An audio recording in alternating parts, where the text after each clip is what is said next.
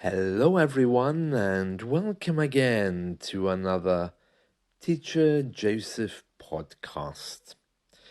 Well, today we're going to talk about the idiom to bury the hatchet. Now, this is a very common idiom in the UK, and it's when we want to reconcile with someone. If you've had an argument, maybe, and you want to make peace with the enemy, we call that burying the hatchets. So, for example, are you and your wife still arguing? Oh, yes, I really hope we can bury the hatchet soon. Oh, my boss and I we buried the hatchet over that pay rise, so at least now we can get on with our work. We usually use it in personal circumstances. We can't talk about countries burying the hatchet with each other, which is a pity with all of these wars which are going on around the world. But bury the hatchet is something that we use a lot in the UK when two people have been arguing. So you can say, for example, oh, I buried the hatchet with my friends. Or my wife and I, we are currently trying to bury the hatchet, trying to reconcile. Okay? So it just means finding peace or finding a way to move on from an argument. To bury, as you all know, means to dig a hole in the ground, to put somebody or something in it. And a hatchet is a type of axe, okay? You know, when you want to fell a tree or to cut down a tree, you take an axe and then you start to hit the axe against the tree until the tree falls. So a hatchet or an axe, it's like a piece of wood with a large metal blade on the end. Yeah. You get little ones to chop meat.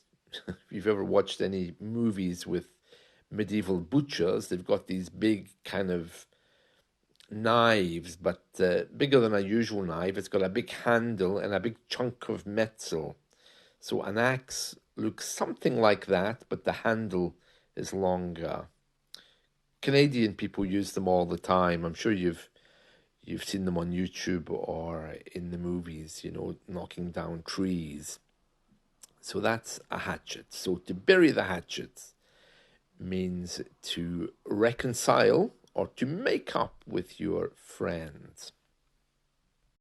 This weekend in the northern part of the UK is the Gaelic speaking festival, and my family and we've been arguing about whether we should actually go to this.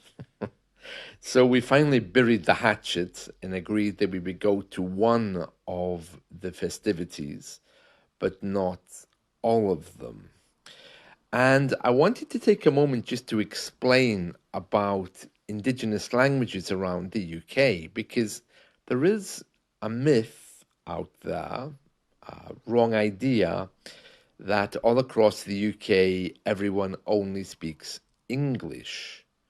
Okay, so I want to tell you that in many of our communities, there are a lot of bilingual people. Okay, so everyone speaks English. More and more people are trying to disassociate themselves from that because they don't like English politics, or they just feel that English is a bit too dominant. So we're going to talk about the languages around the UK. So of course we have English, which everyone speaks. And then there's also Welsh, which 1.7% of the population of the UK speak. So that's a whole chunk of Welsh people. That's a language which is very, very old. Okay, it's an indigenous language. It's been there long before English speakers arrived. There's also Scots Gaelic, which is the festival that's being celebrated this weekend. There's also something called Ulster Scots. So 2.6% of the population speak Ulster Scots. British Sign Language, 125,000 people use that. Irish, 95,000 people in the UK speak Irish. We have Anglo-Romani, which is spoken by the traveling community. That's like English gypsies. There's 90,000 people speak that. Scottish Gaelic, 65,000 speak it out of a population of the UK. I don't know how many people are in the UK, but 65,000 people in Scotland speak it. Okay, I think in Scotland alone there's around 6 million people. So that gives you an idea that it's not too many. Cornish, it was a little language in Cornwall. 557 people still speak that. Shelta is the language of the Irish gypsies. And there's 30,000 of those in the UK. So that gives you a very rough idea of the number of languages we have here in the UK. Probably the biggest of those two would be Welsh and Scottish Gaelic, because we hear those on the radio, on TV. There's a Welsh TV channel, a Scottish Gaelic TV channel. And these days, these languages are being used for political purposes to further the cause of separation, division, and independence. Not everyone speaks Gaelic. In fact, 1% of the population do, less than 1% in the north. So it's a bit difficult. I mean, the government, the Scottish government, has ordered the police to ensure that their cars have the Gaelic word for police written on them. And if you're in Scotland and you see an ambulance flashing by, you might be a bit confused because it has the word ambulance on there, but it's not written in English, it's written in Gaelic, so it looks a bit strange. Train stations, the Scottish government has ordered that all of them must show place names in Gaelic as well as English. So you'll see that if you ever go to a Scottish train station. And also the boats must carry bilingual signs as well. So it's very strange. A lot of people here are very against that.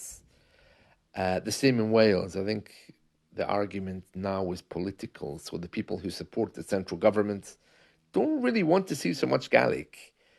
And the people who support the local government, who are pushing for independence, both in Wales and Scotland, they would be learning, Gaelic. Gaelic is a very, very old language. My grandparents spoke it, so I know it, but I can't really write it. I learned to read it a few years ago when it became very prominent, but it's not something that I would use because it's of no use to anybody unless a Gaelic speaking club, which is there for people. And I think a lot of them have rather extreme political views. So it's not something that I would be involved with, but it's nice. I suppose it's part of an identity, but I think it's an identity that's been shaped now for a particular purpose. Anyway, there's Gaelic movies coming out now and other Gaelic things, so it's a great time to see it being celebrated. And this music festival, which is coming up this weekend, it's called the Royal Maud, and Maud is a Gaelic word which simply means assembly or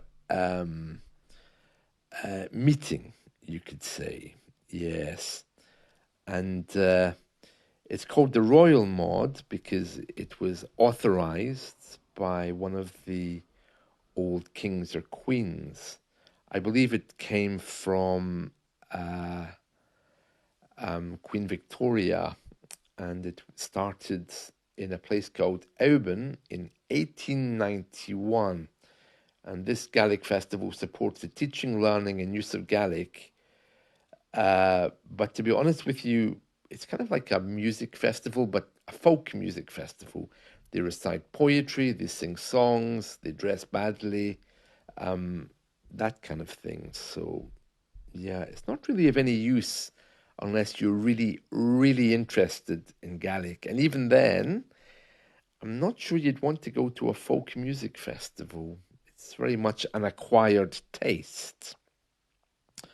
So I hope that gives you some kind of background into Indigenous languages in the UK. So if you thought that you were coming here to see English everywhere, you'll be surprised to find that Wales and Scotland, especially, they really are trying to carve an identity which is not English for whatever reason. So that's just good to remember. And also, if you go to a place like maybe the west of London, you might start seeing signs in Arabic, Bengali, and Urdu because we are very diverse and we try to celebrate that by putting road signs in those languages as well. In fact, I know that one train station, Southall, which is in the London area, it has the signs in English and Punjabi. So it just shows how we try to accommodate diversity, but we also try to protect our own languages. So there we are. I hope that gives you some idea of our alive indigenous languages around the UK. Not so many people speak them, but there are huge efforts underway to protect them and to revive them. We even have Gaelic schools now, which teach Gaelic along, of course, with English, which is the national syllabus or curriculum. So there we are. That's a little bit of knowledge for you about Gaelic. When I was growing up, you were punished if you were even known to have spoken Gaelic. But it was in my family thanks to my grandparents, so I'm very pleased about that. But, well, that's it from me. I hope you found this helpful, and let's talk again soon, okay? See you. Bye.